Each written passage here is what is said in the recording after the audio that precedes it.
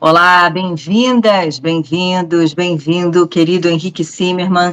Antes de mais nada, avisar que dessa vez, excepcionalmente, a gente está gravando esse episódio, porque o Henrique, que está sempre em movimento, vai daqui a alguns minutos, assim que a gente acabar a nossa gravação, correr para o aeroporto e pegar um voo para Lisboa. Mas a gente tem muito do que falar, inclusive já temos fatos de hoje, dessa quinta-feira, e é por aí que a gente vai começar. Então, antes de mais nada, eu vou te dar bom dia, embora a gente esteja indo ao ar à tarde no Brasil, porque é muito cedinho aqui para mim no Brasil, e ainda é de manhã praticamente para você aí. Não se te nota que é manhã para ti. Henrique, sim, querida. Vamos começar falando de um protesto diferente, né, que houve por parte de parentes dos reféns nessa quinta-feira em Israel, uma espécie de corrida e que eu acho que é muito simbólica da sensação de urgência que essas famílias dos reféns têm. E a gente tem, inclusive, um vídeo para ilustrar. Exato. Sabes que, de repente, 30 jovens, a maioria deles jovens, parentes que têm irmãos, namorados, namoradas, esposos, esposas, correm para dentro de Gaza, 1 quilómetro, entraram dentro da faixa de Gaza, há poucas horas, e são perseguidos pelo exército, pela polícia, que entende que eles estão a correr um risco grande, gritando os nomes dos seus parentes que estão nas mãos do Hamas, dos reféns, e dizendo que é vital conseguir a libertação o mais rapidamente possível. Sabes que neste momento é uma espécie de, diria eu, de grupo de protesto que saiu de Tel Aviv esta manhã, da Praça dos Reféns, foram para lá e decidiram entrar. Eles não querem perder a esperança e dizem que não se vão render, e começaram a correr em direção a Gaza. Foi incrível, nunca tinha acontecido uma coisa assim. Vamos ver o vídeo, eu acho que fala por si mesmo.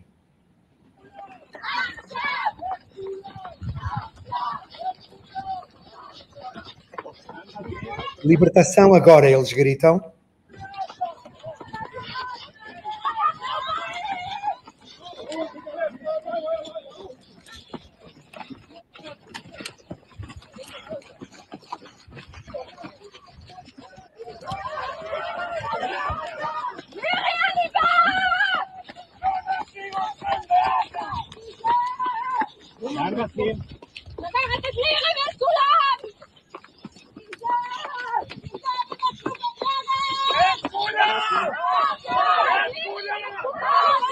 Libertemos todos já.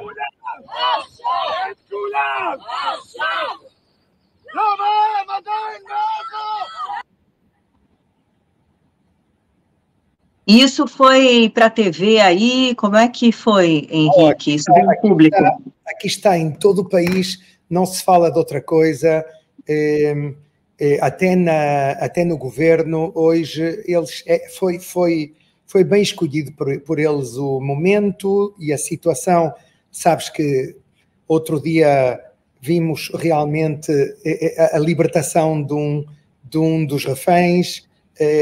Vamos falar disso, eu imagino, e tudo isto despertou. Hoje começa de novo negociações em Doha, eles estão-se a dirigir para Doha, o chefe do Mossad, o chefe do Shin Bet, o general Nitzan Alon em nome do exército.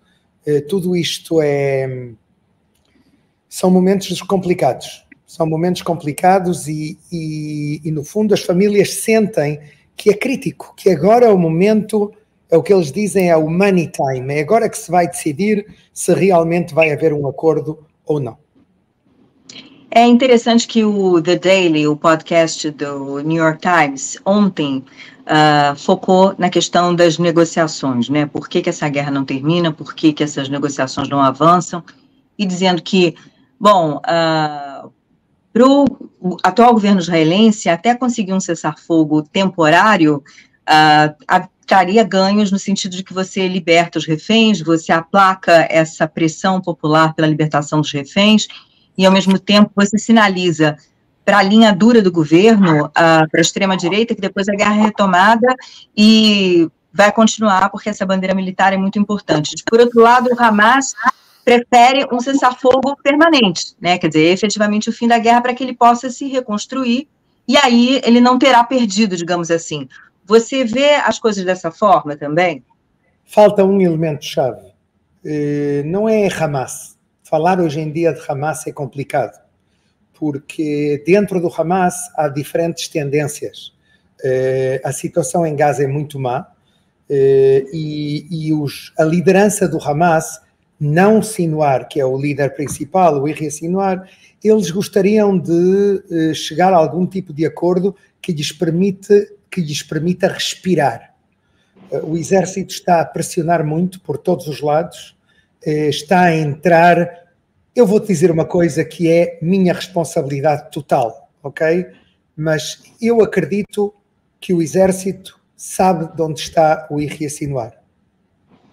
Mas há um problema, e é que, segundo diferentes fontes, o Sinwar está rodeado de 22 reféns que estão algemados à volta dele, e sabe que se eles entram no lugar onde ele está, provavelmente ele vai matar uma parte destes reféns ou a totalidade destes reféns.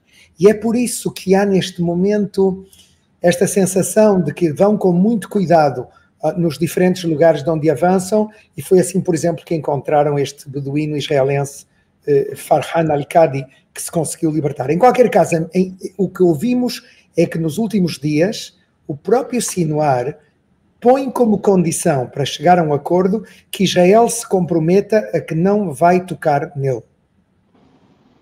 Ou seja, que ele agora está preocupado pela sua própria vida. E essa pode ser uma chave para tudo. E é por isso que eu, Leila, estou menos otimista. Porque tu tens toda a razão no que disseste ao princípio. O Hamas quer duas coisas. Quer acabar a guerra, mas quer, sobretudo, acabar a guerra continuando sendo ele que governa Gaza. Esse é o seu objetivo primordial. Mas eu agregaria aqui outro objetivo, e é o objetivo de Sinwar, que é quem tem a última palavra, de continuar vivo e de que Israel não lhe faça a mesma coisa que fez ao Ismail Haniyeh. Vamos falar da libertação do refém beduíno. A gente tem, inclusive, vídeos também a respeito disso, né, Henrique? Vamos ver outra corrida. É um dia de corridas hoje. A corrida das famílias dele.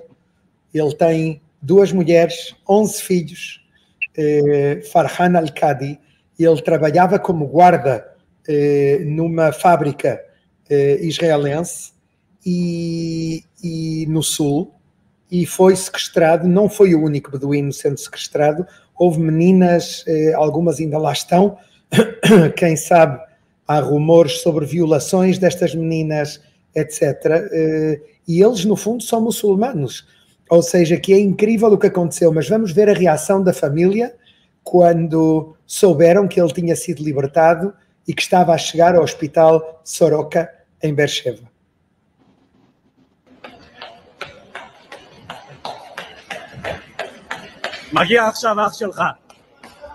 Chega agora o teu irmão, diz ele.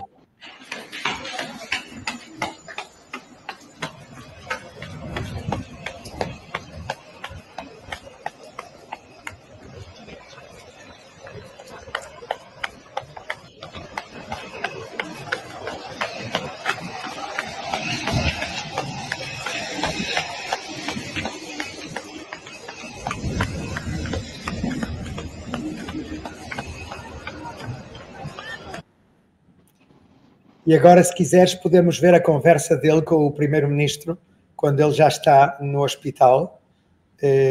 Foi muito emotivo. Israel todo emocionou-se.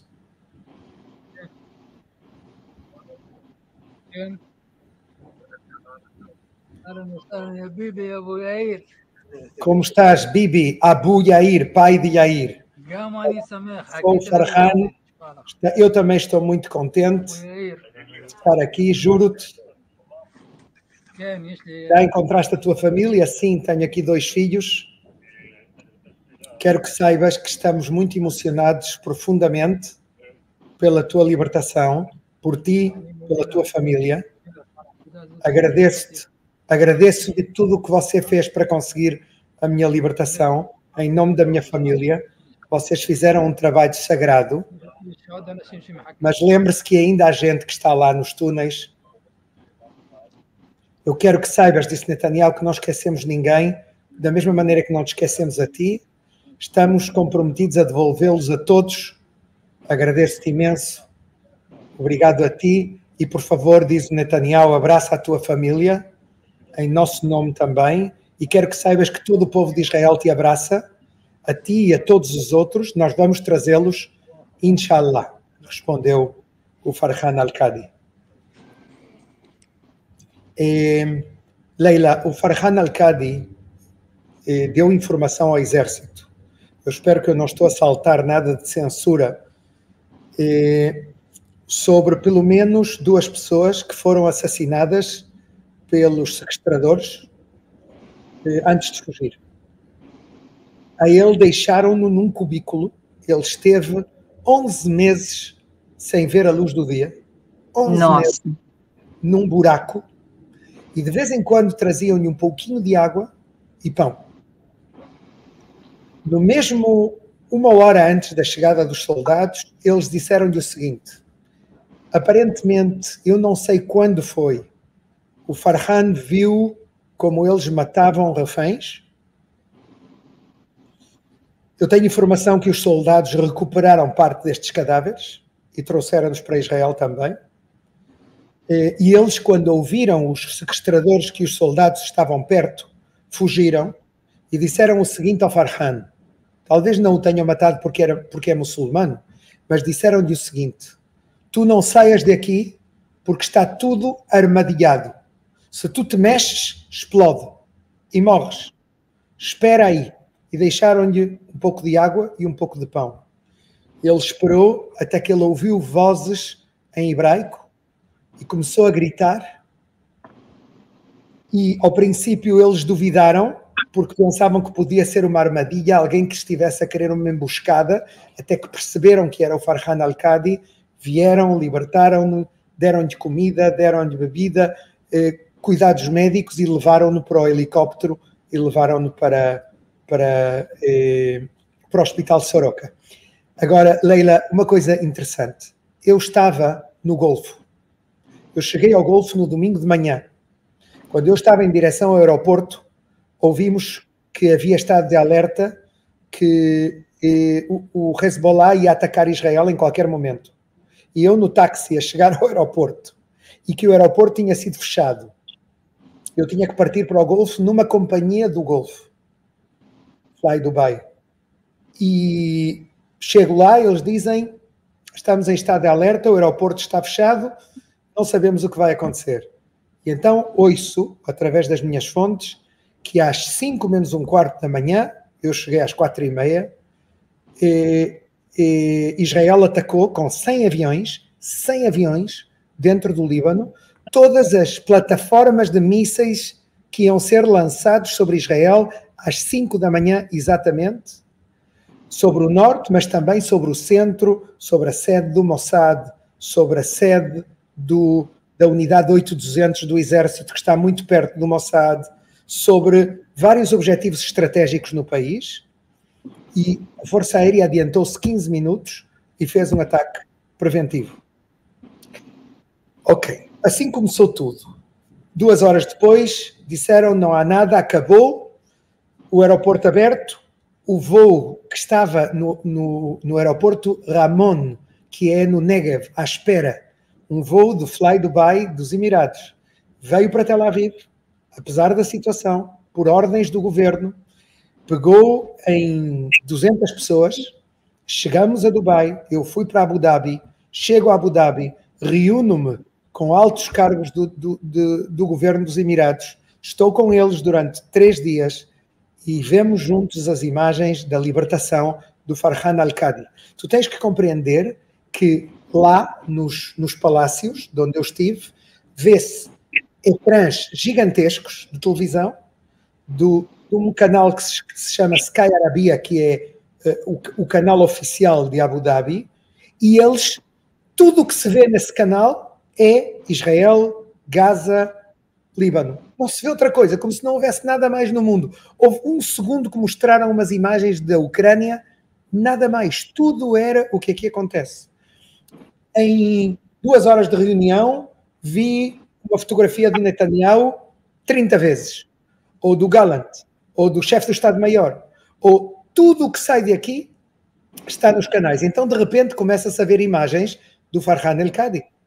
E aí diz-me um tipo muito importante dos Emirados de Abu Dhabi, diz-me assim, incrível, hein? Soldados judeus israelenses arriscam a vida para entrar num túnel com médicos e salvar a vida de um muçulmano que durante 11 meses esteve escondido na escuridade nos túneis nas mãos dos islamistas do Hamas. Isso vi eu depois nos mídia do Golfo. Há um jornalista muito importante que se chama Amjad Taha, que publicou tweets X e publicou artigos depois sobre tudo isto, e um pouco esta é a tese, que Israel não é o que parece. Israel é muito longe de ser um apartheid, como há alguns que acusam Israel de ser um apartheid, e tu tinhas que ver as imagens que saíram de Israel desse dia. A população judaica em Israel, como se fosse alguém, um parente que foi libertado. A emoção que havia neste país, como resultado disto, é incrível. E outra coisa mais, Leila, houve 17 beduínos até este momento que foram assassinados pelo Hamas desde o dia 7 de outubro. Os beduínos são muçulmanos, são parte da comunidade que é 21% da população, a comunidade árabe palestina israelense, e de alguma maneira o que aconteceu com o Al-Qadi tem muita importância, simbólica também. O irmão dele, que se chama Juma, disse à CNN, o meu irmão estava morto e agora o exército ressuscitou. Essa foi a frase que eles utilizam. Ele esteve no hospital, foi tratado e foi levado para a casa dele em Rahat. Houve uma grande festa de centenas de amigos e de parentes, e realmente é bastante incrível. Ele contou, a parte da morte de reféns, que ele não vai poder borrar da mente dele as coisas que ele viu. Ele foi ferido no 7 de outubro, e então tiveram que tirar de uma bala do corpo e operaram-no sem anestesia. Como se faz aos animais, disse o Farhan. À parte disso, diz ele que no princípio, depois de outubro, houve outro refém que morreu ao lado dele e que as condições eram brutais, que eles foram muito maltratados, e que quando os homens do Hamas ouviram que os soldados estavam a chegar, simplesmente fugiram e abandonaram-no aí.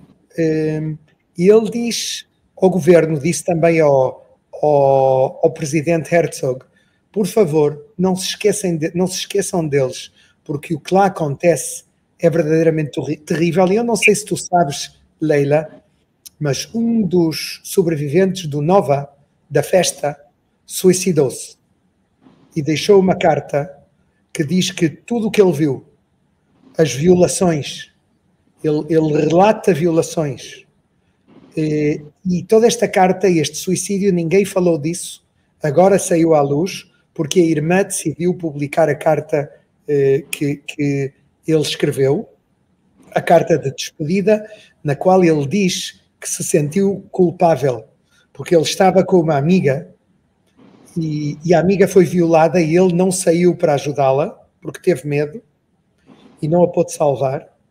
E ela foi violada, foi assassinada, e ele sentia culpabilidade para o resto dos dias dele e decidiu suicidar-se e deixar esta carta. Ai, que forte, Henrique, que horror. E a gente consegue se colocar no lugar dele.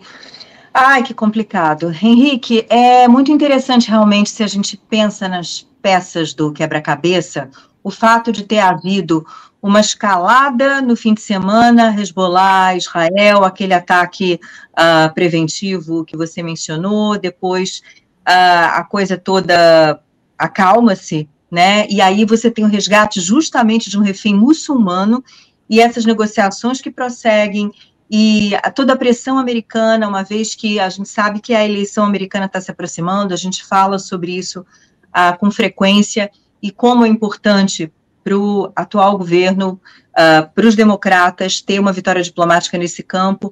Então, são peças muito interessantes, e aí eu agrego mais um ponto, está aqui no New York Times, sobre conversas a respeito da questão nuclear entre Estados Unidos e Irã, que o supremo líder iraniano, o Ayatollah Khamenei, teria sugerido que o seu país iria adiante com negociações nucleares com os Estados Unidos, mas não ficou claro se essa declaração sinalizaria uma mudança nas relações entre os dois países. Então, é muita coisa acontecendo e tudo tem a ver com tudo, afinal. Estamos com 7 frentes de combate neste momento. Tu, se te lembras, eu apostei um pouco por dizer já há meses que eu não acreditava que o Hezbollah quisesse uma guerra. Eu penso que há uma pressão, basta-me ouvir, os libaneses com quem eu me encontro regularmente, e agora em Abu Dhabi havia um libanês bastante destacado, e eles dizem todo o tempo, o Hezbollah tem medo de uma guerra com Israel, não só pelos resultados dessa guerra, porque eles sabem que podem pagar um preço muito alto militarmente, a destruição do bairro deles, da Dáhia em Beirute, por exemplo, pior do que Gaza, mas também porque eles têm uma pressão interna muito grande sobre eles, do resto dos setores libaneses, que lhes dizem, dir balak em árabe, cuidado com o que vocês fazem. Vocês vão ser responsáveis da destruição definitiva do Líbano. Se vocês atacarem Israel, quando eles dizem atacar Israel, é um eufemismo para dizer se vocês atacarem o centro de Israel, porque eles não param de atacar o norte. Mas em qualquer caso é como se esse ataque fosse legítimo, mas o ataque ao centro de Israel não o é, porque pode provocar centenas de vítimas, um ataque deste tipo. Então a minha impressão é que tanto o Nasrallah como o Irã temem uma guerra. Eles não querem uma guerra. Eles veem a presença norte-americana militar que há aqui no Mar Mediterrâneo, no Mar Vermelho, no Golfo Pérsico, e eles estão totalmente dissuadidos. É por isso que eu pergunto-me realmente se em algum momento eles pensaram em fazer um ataque como dizem que querem fazer, um ataque aberto contra Israel totalmente. Ou seja, que eu tenho as minhas dúvidas. Agora, à parte de tudo isto, o Irã tem uma situação de grande dificuldade. Economicamente, eles vivem o que se chama uma economia de resistência. É uma economia na qual 10% da população que apoia o regime porque vive do regime. Leila, é muito importante entender isso. Vive do regime. Quer dizer, eles ganham o seu salário quando o recebem do regime porque estão nas forças de segurança, na inteligência, no exército, etc, etc. E tudo isso então, o que acontece é que, de alguma forma, há 90% da população, 85, 90%, que está contra o regime. Eles sabem isso. E foi por isso que o presidente que foi eleito, Pezeshkian Massoud, é um homem considerado um reformista. Tu lembras-te que outro dia falamos de que o Zarif, que tinha sido ministro dos Exteriores, se tinha demitido? Sim.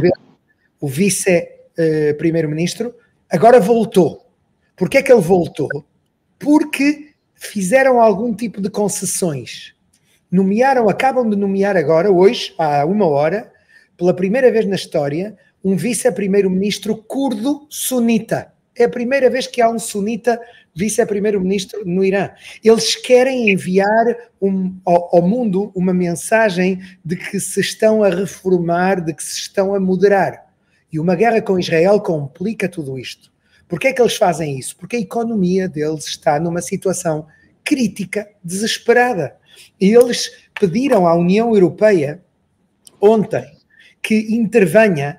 É lógico que não vai haver outro acordo nuclear como houve em 2015, o JCPOA, famoso acordo nuclear que o Trump saiu dele depois. Mas eles querem pedir aos europeus que encontrem algum tipo de acordo de controlo das armas nucleares, mas com o levantamento de sanções económicas que lhes permita respirar. Esse é o grande objetivo deste regime que quer sobreviver. Então eles estão dispostos a fazer o processo nuclear mais lento, eles não renunciam a ele, mas fazê-lo mais lento a troco de alguma coisa que possa melhorar a sua economia.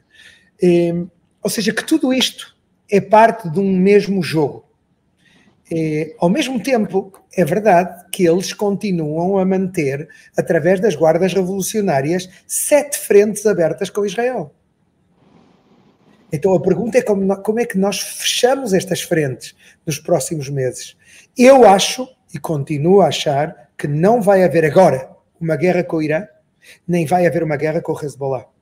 Vamos continuar com a situação em Gaza até que o Sinwar desapareça ou decida que chegou o momento de pôr fim a isto. Ele está a receber pressões dos Estados Unidos, do Qatar, do Egito, de Israel. A pressão militar israelense, Leila, é enorme, é enorme.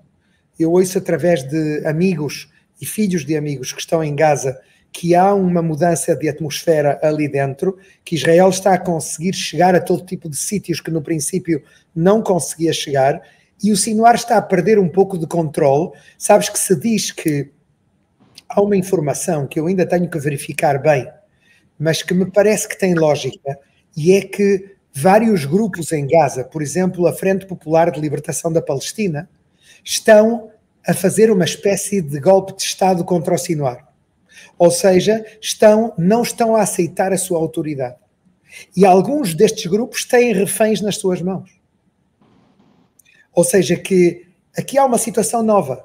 O Sinwar está a perder controle sobre as suas brigadas do Hamas, por um lado, mas também sobre os outros grupos que entendem que há ali um desmoronamento daquilo tudo. Ou seja, o Hamas era um exército terrorista, neste momento volta a ser um grupo terrorista com células dispersas em todos os lugares. E é por isso que o Hamas agora está a começar, Leila, isso é muito importante, a dizer que voltam os atentados suicidas.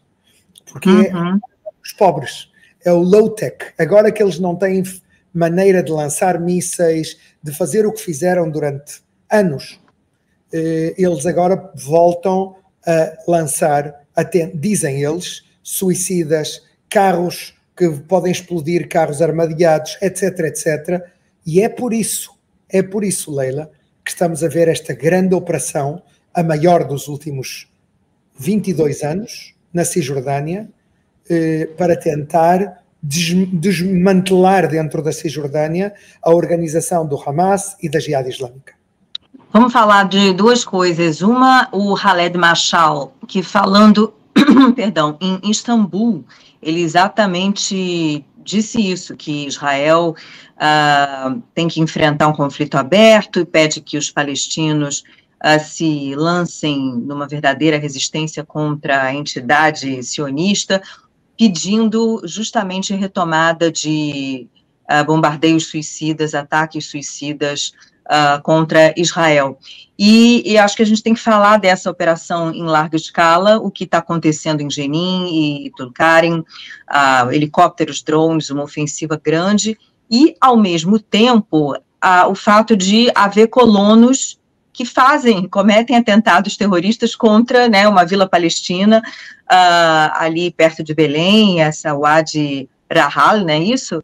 E então, coloca em perspectiva o que está acontecendo aí na Cisjordânia, de parte a parte, que você tem a atuação dos colonos e você tem também a atuação das forças militares. Israel, nos últimos meses, nos últimos 11 meses, desde o 7 de outubro, concentrou-se em Gaza. E, em segundo lugar, no Hezbollah. E a Cisjordânia ficou um pouco abandonada nesse aspecto. Mas aconteceram vários eventos na Cisjordânia que despertaram todas as luzes vermelhas. O primeiro foi, se tu te lembras, quando células do Hamas se colocam na fronteira da Cisjordânia. Quando tu estás na fronteira da Cisjordânia, tu vês o mar no Mediterrâneo, ou seja, a distância entre o mar e a Cisjordânia é 14 quilómetros no lugar menos profundo que há, e é a zona mais vulnerável de Israel, mas ao mesmo tempo a zona mais importante estrategicamente, porque é o centro de Israel, de onde está metade da população e de onde está todos os lugares estratégicos, as indústrias, o high-tech, etc. Eles começaram a disparar desde aí sobre povoações israelenses em Israel. Nunca tinha acontecido uma coisa assim. Dia atrás dia, dia atrás dia. Número 1. Número 2. O Yamam, a Força Especial da Polícia, encontra túneis, como os túneis que foram construídos em Gaza, menos, mas havia também uma quantidade pequena, mas suficiente, de túneis, e começa o medo nas povoações fronteiriças de que haja outro 7 de outubro, aí na Cisjordânia. Número 3. Segundo todas as sondagens, o Hamas passa a ser o movimento mais popular da Cisjordânia. Tu lembras das minhas matérias em Ramallah, em Belém, em que pessoas na rua que nunca foram do Hamas me dizem: nós estamos com o Hamas, porque o Hamas fez o 7 de outubro e mostrou que tem a valentia de fazer tudo isto. Mas agora o Hamas está-se a desmoronar. Então, há aqui uma situação muito, muito complicada, porque tu sabes que para o Irã, que utilizou o Hamas não é tão importante. É importante na medida em que ataquem Israel, isso sim, em que todo o tempo estejam a fazer algum tipo de prejuízo a Israel, a ocupar as forças de segurança de Israel, mas são para eles árabes, bárbaros, sunitas. É assim que eles olham para eles. Não são como eles a elite xiita, que é quem no mundo diz é realmente importante, como é o caso do Hezbollah. No meio disto tudo, o Hamas sente-se perdido. Israel mata o Haniyeh. O presidente turco recebe os filhos do Haniyeh e diz-lhes, eles vêm pedir-lhe que lhes entregue 3 mil milhões, vocês dizem 3 mil milhões ou 3 bilhões de 3 dólares? bilhões. 3 bilhões. Dólares, não M, B. Bilhões de dólares, que era o capital na Turquia, nos bancos turcos, que tinha o ex-refugiado do campo de refugiados de Shati em Gaza, Ismail Haniyeh. De onde é que ele tinha 3 bilhões de dólares, repito? Ou o Khaled Mashal, de quem tu acabas de falar, tem 5 bilhões de dólares, bilhões pessoais dele, pura corrupção. O presidente Erdogan da Turquia respondeu aos filhos do Haniyeh: não, o dinheiro fica aqui. E não deu explicações. Não lhe disse porque é que ele não lhes dá o dinheiro. E eles voltaram, eles vivem em Istambul, voltaram, saíram de lá escandalizados, não perceberam porque é que isto aconteceu. Calculam em Gaza que o Haniyeh tinha 4 bilhões de dólares, talvez no Catar, noutros lugares, mas 3 bilhões nos bancos turcos. Tudo isto acontece e provoca um nervosismo muito grande na liderança do Hamas. Ao mesmo tempo, nós vemos uma radicalização dentro de um setor dos colonos que, vamos aclarar, se há hoje em dia 400 e pico mil colonos em toda a Cisjordânia, 500.000, se contamos Jerusalém Oriental, Giló, etc., etc., estamos a falar de 400 pessoas. Segundo o Shabak, os radicais judeus colonos da Cisjordânia que mancham o nome de todos os colonos são 400 pessoas, entre 200 e 400, todos eles jovens, os chamados jovens das colinas, que passam a fazer o que em Israel se define já como atentados terroristas. E fizeram isso numa aldeia em Jit, fizeram isso noutros lugares, e o Shabak, o Shin Bet, está a persegui-los, isso é o que eles dizem. Eu ainda não vi muitos resultados. Há um departamento judaico dos serviços secretos internos do Shin Bet que teria que estar a atuar. Eu espero que esta sensação que há no país de que eles são uma ameaça para Israel provoque que eles sejam castigados, perseguidos pela lei. Até agora não foram suficientemente, na minha opinião, e muito poucos deles foram acusados e levados a tribunais. É preciso fazê-lo. Eu acredito que eles sentem, Leila, que têm o apoio do Ben Gvir e do Smotrich, um apoio moral dentro do governo, mas obviamente tanto Netanyahu como Gallant e como toda a oposição estão contra e estão a atacá-los e estão a dizer que é necessário tomar medidas contra eles.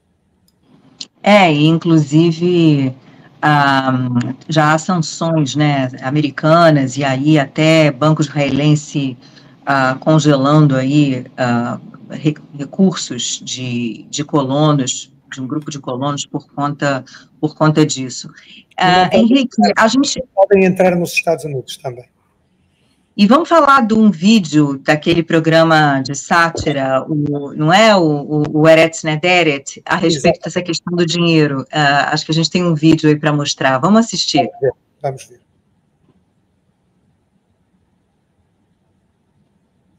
Children of Gaza are suffering. They have no food or medical supply.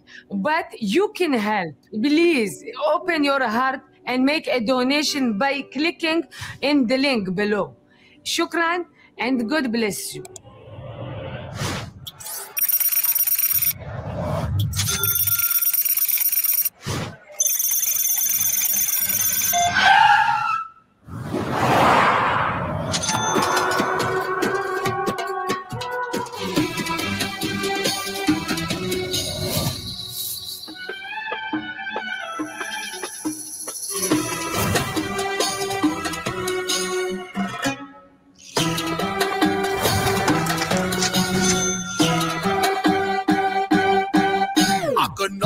What we are brought on Gaza.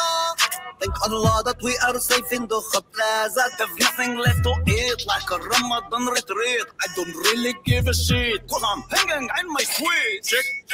Wanna check out, we are dealing here with monsters.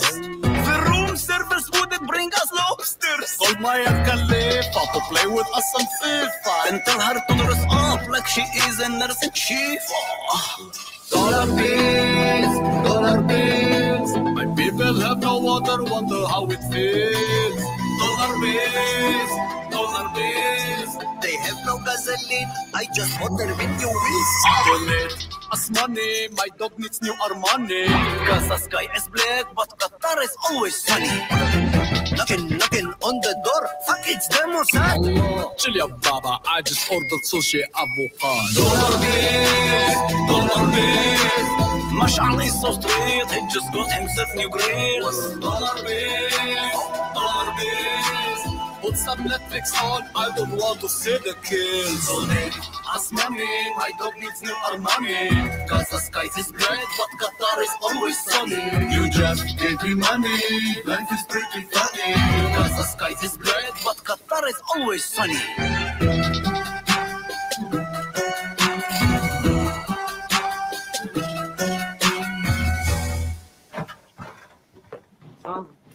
راي حرضة. We need more money.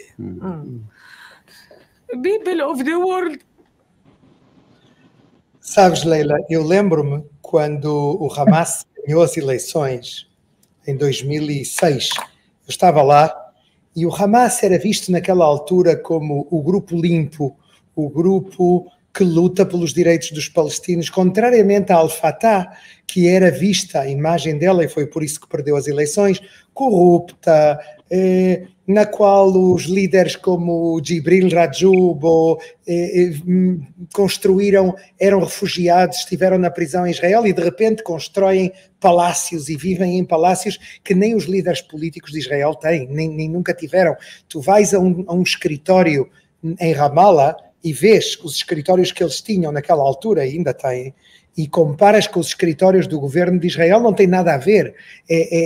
Lá são palácios e aqui é muito modesto. Até mesmo no Netanyahu, tu vais ver o Netanyahu, umas salinhas funcionais e pouco mais, apesar de que o Netanyahu também é acusado de corrupção.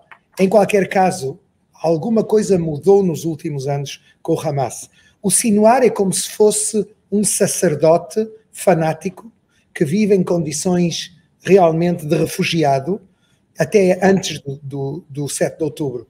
Mas todos estes líderes do exterior, o Khaled Mashal, era o Ismail Haniyeh, o Moussa Abu Marzouk, viviam em hotéis de 7 estrelas em Doha. Eu visitei alguns destes hotéis, acredita-me, em condições que não têm nada a ver com o que a população palestina de Gaza e também da Cisjordânia vive, e é por isso que eles agora não são vistos da mesma maneira, e em Israel exploraram isso bem. Toda essa animosidade, essa zanga contra o Hamas depois de 7 de outubro explodiu no Eretz Nehederet com este filme que vimos aqui, que na sua altura já foi feito há uns meses, provocou em Israel muita... Eu tinha as minhas dúvidas sobre o tema do dinheiro, até que ouvi que o próprio Erdogan, que é o padrinho do Hamas, reconheceu que o Haniyeh tinha 3 bilhões de dólares em contas na Turquia. É uma vergonha. Henrique, querido, muito obrigada. Hoje, excepcionalmente, a gente não chega aos 50 minutos, a gente faz 40 e poucos minutos, mas você não pode perder seu avião, afinal. Exato. Olha, obrigado e até breve. E que tenhamos boas notícias e vemo-nos aqui na semana que vem. Com certeza, e boa viagem, boas viagens, sempre no plural para você. Eu, por acaso, estou viajando também, vocês veem que não tem aquela minha bela estante atrás, eu hoje, excepcionalmente, também estou em outra cidade. É contagioso isto das viagens. É o judeu. Vá lá, até breve, tudo de bom. Até, pessoal, até a próxima. Tchau, tchau, tchau.